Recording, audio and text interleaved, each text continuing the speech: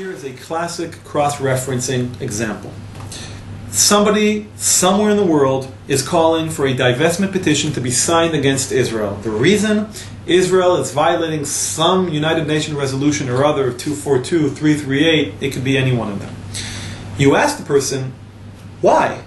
And they say, you're violating United Nations resolutions.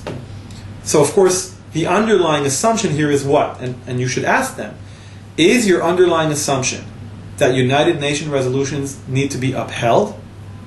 I think in many cases the person will say yes, otherwise there's really no foundation for their cause. The next question is important.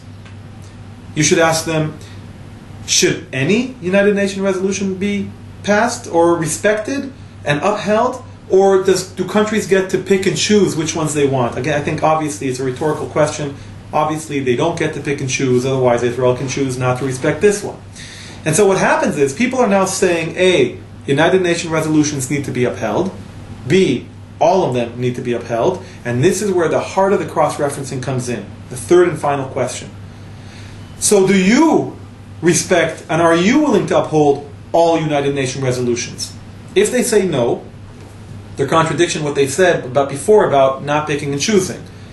If they say yes, then you come back and say, does that include the 1947 Partition Act, the United Nations resolution, the international community's resolution that Israel should be a democratic Jewish state and that we have a right to exist there? Does that include the 1991 resolution that Zionism does not equal racism?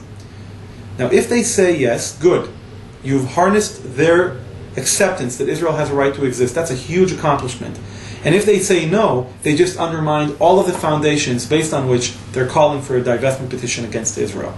Now, this may seem antagonistic, and in many cases it is, which is why you want to choose exactly when to use this kind of argumentation. We recommend that you should use it when having a dialogue with somebody in front of an audience. But if you're going to do it one-on-one, you might want to do it a little bit more delicately, and you might want to ask the questions with real curiosity, and not like a lawyer cross-examining a witness.